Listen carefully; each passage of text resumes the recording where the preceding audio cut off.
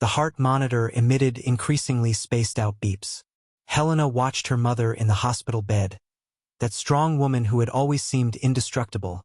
Now so fragile she seemed made of tissue paper. Dona Beatriz was 87 years old, and the doctors had been clear. It was a matter of hours, perhaps minutes. "Mom, I'm here," Helena whispered, holding the wrinkled hand between her own. "You can rest." But Beatriz did not rest. Her eyes moved frantically beneath her closed eyelids, and her lips twitched as if she were struggling to say something. It was as if a silent battle was taking place within that tired body. Suddenly, Beatriz's eyes opened. Not gradually, not gently, but all at once with a terrifying intensity. She gripped her daughter's arm with a force that seemed impossible for someone so close to death. "Helena." The voice came out hoarse, desperate. "I need to tell you. Mom, don't strain yourself. Everything is fine." "No!" The scream was so loud that a nurse opened the door to check. Beatriz gestured impatiently for her to leave. "It's not okay. It never was. And you need to know. Before it's too late." Helena felt a chill run down her spine. She recognized that look. It was the same look her mother had when she was a child and did something dangerous, when fear mingled with determination. But this time there was something more: guilt. A deep, ancient guilt that seemed to have roots in decades of silence. "What happened, Mom?" Beatriz closed her eyes, and for a moment Helena thought she would lose her without hearing what she had to say. But then she began to speak, and each word was like a stone being removed from a wall that had separated mother and daughter for a lifetime. "Your father, Roberto. He wasn't your father." Helena's world stopped. The noise of the hospital disappeared. The lights seemed to dim. She involuntarily let go of her mother's hand, as if it had been burned. "What are you saying?" "Let me finish," Beatriz pleaded, tears streaming down her wrinkled cheeks. "Let me tell you everything, from the beginning. You deserve to know the truth, the whole truth." And so it was that, in that hospital room smelling of antiseptic and with imminent death, Beatriz began to reveal the secret she had carried for 52 years. "It was the summer of 1972, Beatriz began, her voice gaining a strange strength. "I was 35 years old and had been married to Roberto for 7 years. We were happy, or at least I thought we were. He worked a lot, always traveling for business. I stayed alone in that big house, waiting." Helena pulled up a chair and sat down, still in shock, but unable to interrupt. There was something in her mother's voice, an urgency, a need to finally release that weight. One day, the house next door was sold. A man moved in. His name was Gabriel. Gabriel Almeida. Beatriz smiled as she pronounced the name, a smile Helena had never seen on her mother's face. It was youthful, that smile. It was passionate. He was a widower, having lost his wife in a car accident 2 years earlier. He moved to our city trying to start over. He was an architect, a dreamer, completely different from Roberto. Where Roberto was practical and distant, Gabriel was intense and present. Where Roberto talked about numbers and business, Gabriel talked about art and poetry. "Mother, don't interrupt me, Helena. If I stop, I won't have the strength to continue." Beatriz took a deep breath. "At first, we were just friendly neighbors. He borrowed sugar from me. I brought him cookies when he moved in. Brief conversations in the garden. Nothing more than that. But then Roberto started traveling even more. A week here, 10 days there. And I was so alone." Beatriz's voice broke, and Helena realized that her mother was reliving every moment, every emotion from that time. "Gabriel started inviting me to dinner. Just conversation," he said. "Two lonely neighbors sharing a meal. I said no at first. You need to understand that. I said no because I knew Helena. I knew there was something between us, something dangerous, something that could destroy everything. But he insisted, and I was so unhappy. You betrayed my father." Helena couldn't contain the bitterness in her voice. "Yes," Beatriz replied without hesitation, her gaze fixed on her daughter's eyes. "I cheated. And it wasn't just one night of weakness, Helena. It lasted for months. almost a whole year. I fell in love with Gabriel like I'd never fallen in love with anyone before, not even with Roberto when we were young. It was as if, at 35, I had finally understood what it meant to love someone completely. The heart monitor accelerated, and Beatrice paused, breathing with difficulty. Helena wanted to call the nurse, but her mother squeezed her hand again. "Let me continue. I'm fine. I need you to know. Then I found out I was pregnant." Beatrice closed her eyes, and Helena saw a tear roll down her cheek. "Roberto and I had been trying to have children for years without success. The doctors said it was unlikely I would get pregnant. And suddenly, there I was, carrying a life inside me. And you didn't know who the father was," Helena finished, her voice a whisper. "Oh, I knew it." Beatrice opened her eyes, and there was absolute certainty in them. "Roberto and I barely touched each other back then. He was always traveling, always tired. I knew you were Gabriel's daughter. I knew the moment I saw those 2 lines on the test." Helena felt nauseous. Her whole life, her entire identity, was crumbling in that moment. "What did you do?" "I panicked. Completely. I told Gabriel that same night. He wanted us to run away together. He said he loved me, that he would love our baby, that we would build a new life far away from there." Beatrice began to cry openly now. "And I wanted to, Helena. For a moment. I really did. Why didn't he run away?" "Because the following night, Roberto came home early from a trip. He was different, gentle, affectionate in a way he hadn't been in months. He sat with me on the sofa and apologized. He said he had been a terrible husband, that he had been so focused on work that he had forgotten about me. He said he wanted to start over, to be better." Beatrice paused, her breathing uneven. "And then I told him I was pregnant. Helena, you should have seen his face. He cried. A man I'd never seen shed a tear cried tears of joy. He said it was a miracle, that we were blessed, that he would be the best father in the world. And at that moment, I realized what I had to do." "You chose to lie," Helena said, and there was no judgment in her voice, only observation. "I chose to protect everyone. Roberto deserved to be happy, you deserved to have a present father, and Gabriel deserved more than I could give him. That night, I ended things with Gabriel. I said it was a mistake, that I loved my husband, that I never wanted to see him again. Those were the hardest words I've ever said in my life." "How did he react?" Helena asked, realizing there was an urgency to meet this man, this stranger who was her real father. "He was devastated. He begged. He cried. He said he loved me more than life itself. But I stood firm because I needed to. 2 days later, I saw a for sale sign in his yard. A week later, he was gone.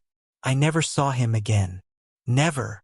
Beatrice hesitated, and Helena saw something stir in her mother's eyes. A secret within a secret.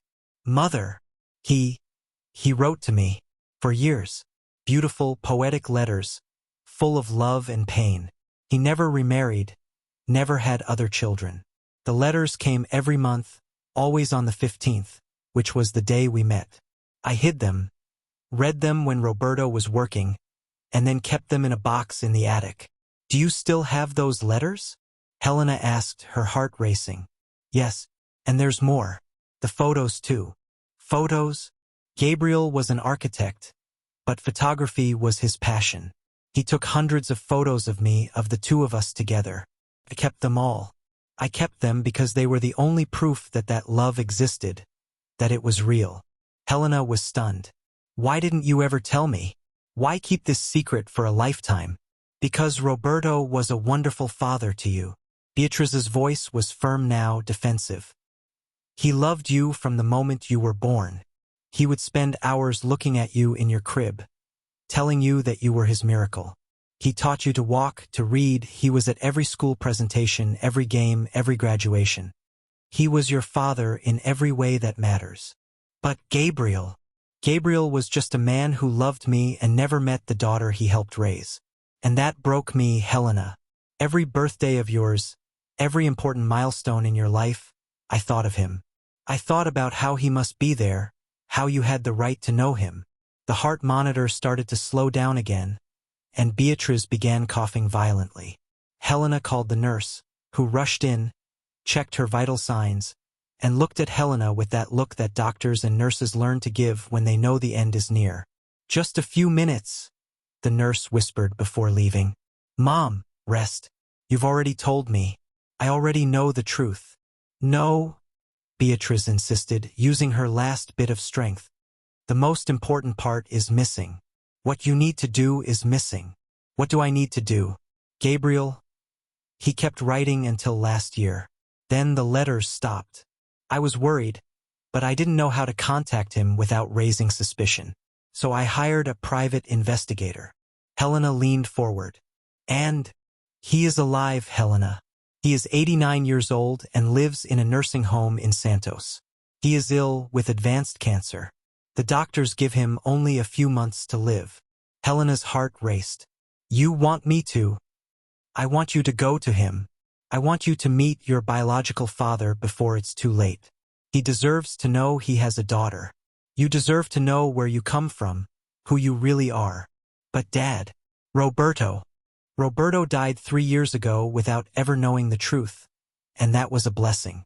He lived happily, believing you were his biological daughter, and you were his daughter in every important way. But now he's gone, and Gabriel is dying, and this is your last chance to learn your whole story." Beatrice reached the bedside table with tremendous difficulty and picked up a yellowed envelope. "This is his last letter. It arrived 2 months ago. Read it after I'm gone. Read it and then decide what to do." "Mom, I don't know if I can." "You are strong, Helena. Stronger than I ever was. I spent my whole life hiding the truth, living a lie, carrying this weight. Don't do the same. Don't let fear paralyze you like it paralyzed me."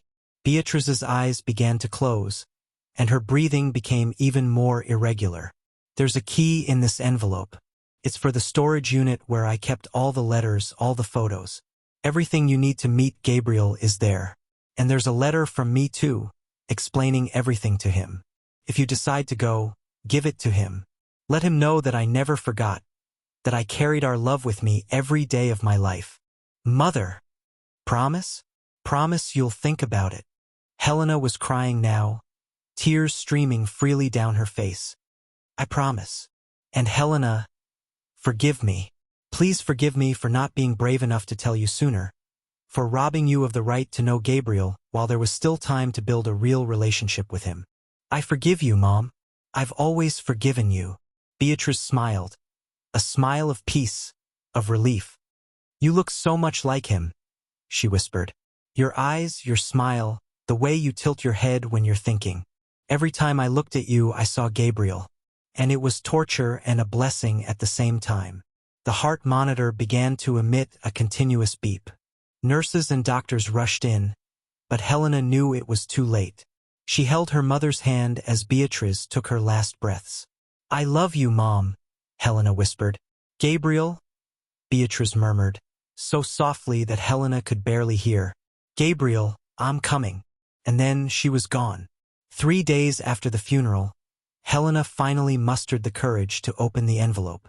She had spent those days in a state of shock, processing not only her mother's death, but the bombshell she had dropped in her final moments. Sitting on the porch of the house where she grew up, the same house where her mother and Gabriel had fallen in love, Helena opened the envelope with trembling hands. Inside were 3 things: a key, an address for a warehouse in Sao Paulo, and a letter in his mother's delicate handwriting, but addressed to Gabriel. The letter began simply, "My eternal love, Gabriel." Helena couldn't read beyond the first few lines. It was too intimate, too painful. That letter wasn't for her. It was a woman's last love letter to the man she could never fully have. She carefully folded the letter and put it back in the envelope. Then she picked up her phone and bought a plane ticket to Sao Paulo. If she was going to do this, it had to be now, before she lost her courage. 2 hours later, he was in front of a warehouse in the Lapa neighborhood. The key turned easily in the lock, as if he had been waiting for this moment for decades. What Helena found inside took her breath away. Dozens of boxes organized by year, each containing carefully preserved letters. The oldest letters were from 1973, shortly after Helena was born. The most recent were from the previous year. Helena picked up a random box, marked 1985, and opened the first letter. My dearest Beatrice, our daughter turned 13 today. I wonder if she's tall. Does she still have your laugh? Your love for music? I pass by schools and imagine her there, laughing with friends, living a life I'll never be a part of. It's a pain that never lessens. I just learn to live with it. I still love you. I will always love you. Gabriel. Helena began to cry. That man, that stranger, had thought about her every day of his life. He had cared even though he had never met her. She spent hours reading letters. Each one revealed a little more about Gabriel. He was a kind man, deeply passionate, but also someone who carried a sadness that never left him. He wrote about his lonely life, about the architectural projects he created to try to fill the void, about the times he almost took a plane back to fight for Beatrice, but always decided at the last moment that she deserved the peace she had chosen. And then Helena found the photos. Hundreds of them, professional, artistic, beautiful. Her mother, young, laughing, dancing, alive in a way Helena had never seen. And Gabriel beside her in many of them. A tall man with piercing, clear eyes and a smile that lit up his whole face. Helena looked at a photo of Gabriel and then at her own reflection in the glass of a picture frame. The same eyes, the same face shape, the same slightly crooked smile. She really was his daughter. The next day, Helena was driving a rented car. The address her mother had left her took her to an expensive and beautiful retirement home with a sea view. Her heart was pounding so hard she thought she was going to faint when she arrived at the reception. I came to see Gabriel Almeida, she told the receptionist. Are you a relative? Helena hesitated. Then, for the first time, she said aloud, I am your daughter. The receptionist raised a surprised eyebrow, but simply said, Room 307. He doesn't get many visitors. In fact, he doesn't get any. I think he'll be happy. Helena climbed the stairs slowly, each step seeming like an eternity. She stopped in front of door 307, her hand frozen inches from the doorknob. What would she say? How would she begin? Hi, I'm the daughter you never knew you had.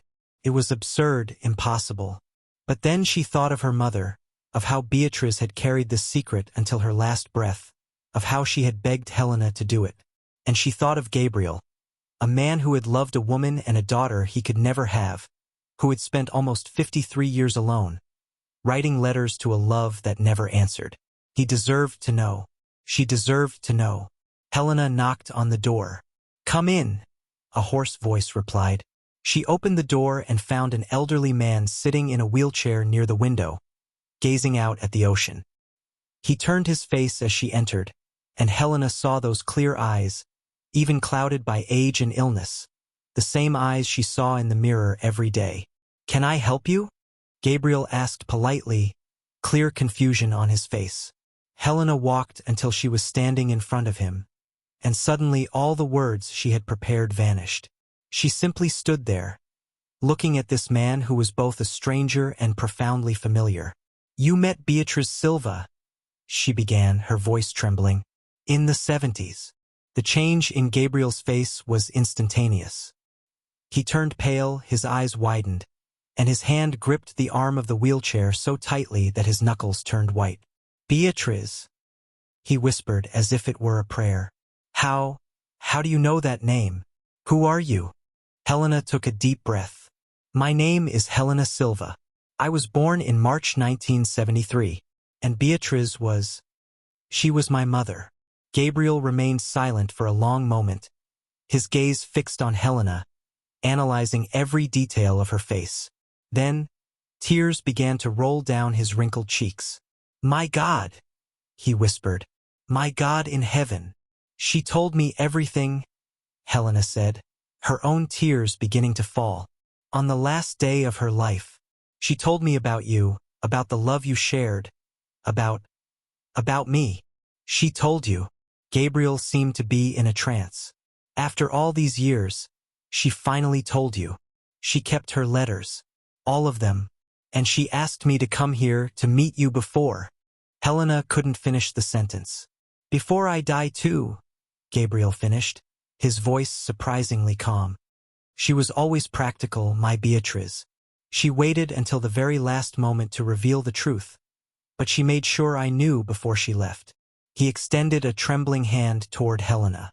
Can I touch you? Just to make sure this is real. Helena took her hand, and Gabriel gently pulled her closer, studying her face with an intensity that was almost painful. You have her eyes, he said softly. The color is mine, but the shape, the expression is hers. And that smile. He began to sob. God, you have her smile. I have photos, Helena said, pulling out her phone. Photos of you, of her, of you two together. And I have all your letters. I've read several. You wrote about me, about wanting to meet me. Every day, Gabriel said, tears still falling. Every damn day of my life, I thought about you. About my daughter growing up somewhere without knowing I existed. Why have you never tried to find her? To find us? Gabriel let go of Helena's hand and turned back to the window. Because she chose. Beatriz made her choice, and I had to respect that, however much it destroyed me. She chose her husband. She chose the life she had built. And she chose to spare you the confusion and pain of knowing the truth. Who was I to destroy that out of selfishness? But you suffered so much. I suffered, he agreed. But I also loved so much. Every letter I wrote was a way of being with you, even if only in my imagination.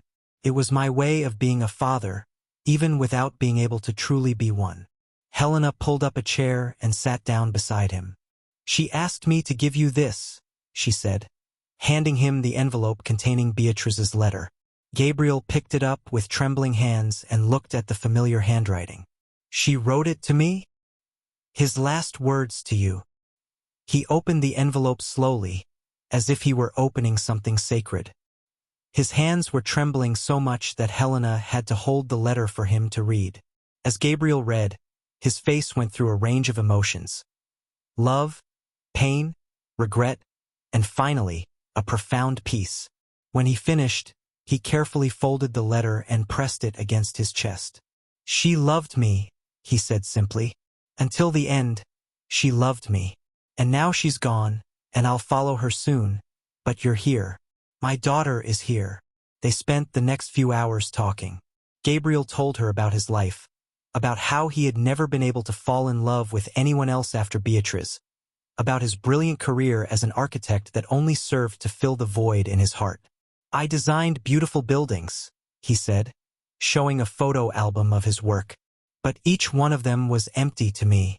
It was just a distraction from the life I really wanted. Helena talked about her childhood, about Roberto, about growing up without knowing that the man who raised her was not her biological father. Was he a good father? Gabriel asked, and Helena could see the pain in the question, the fear that the answer would be no and that she had suffered because of his absence. He was wonderful, Helena replied honestly. He loved me unconditionally, supported me in everything, and was always there. He was my father in every sense that matters. Gabriel nodded, tears in his eyes. Good, that's good. Beatriz chose well then. She gave you a stable, loving life that I could never have provided back then. But you're also my father, Helena said softly. And I wanted to meet you. Even if it's late, even if it's just for a short time. I wanted to know where I come from, who you are. You want to know about your story, Gabriel said. Let me tell you then. And he told his story. About his family, about his childhood in the countryside of Sao Paulo, about how he discovered his passion for architecture, about his first wife, Maria, who died so young in a car accident. I loved Maria, Gabriel said. But it was different from what I felt for Beatriz. Maria was my first love, safe and comfortable. Beatriz was like a hurricane, destroying everything in her path, showing me what it truly meant to be alive. He talked about the art he created when he wasn't working, about the trips he took alone, always hoping to see Beatriz around every corner. And then you stopped writing the letters, Helena said. Last year. Gabriel nodded. The cancer. When I found out, I realized Beatriz would never respond. 52 years of letters, and not a single reply. I finally understood that she had moved on completely, and it was time for me to do the same. So I stopped. She never moved on, Helena revealed softly. She kept every letter, read every single one, cried with every single one. She loved you, Gabriel. She just couldn't show it. Helena began visiting Gabriel every day for the next week. They had 53 years of life to recover, and little time to do so. She brought the boxes of letters and photos, and they spent hours reliving the past. Gabriel told the story behind each photo, each letter, and Helena began to understand the man who was her father. Are you married? Do you have children? Gabriel asked one day. Divorced. 2 children, Miguel, 24, and Laura, 21. Gabriel's eyes lit up. Grandchildren. I have grandchildren. Would you like to meet them? More than anything. 2 days later, Helena brought Miguel and Laura to meet Gabriel. At first there was awkwardness, the strangeness of meeting a grandfather they didn't know existed. But Gabriel had a gentle manner, a warmth that quickly broke down the barriers. He told funny stories from his days as an architect, showed old drawings and plans, and inquired about their lives with genuine interest. Grandpa Gabriel, Laura said casually after a few hours, and Gabriel began to cry. You called me Grandpa, he said, amazed. That's who you are, isn't it? Miguel said with a smile. That night, when Helena was alone with Gabriel again, he took her hand. Thank you, he said, for giving me these days, for letting me be a father and grandfather, even if only for such a short time. You weren't obligated to do this. I did, Helena insisted. You deserve to meet your family, and we deserve to meet you. I wasted my life, Gabriel said suddenly. I wasted it on regrets and dreams of what could have been. I should have fought for Beatrice, for you. I should have been braver. You respected her choices, Helena said. That's not cowardice. That's love.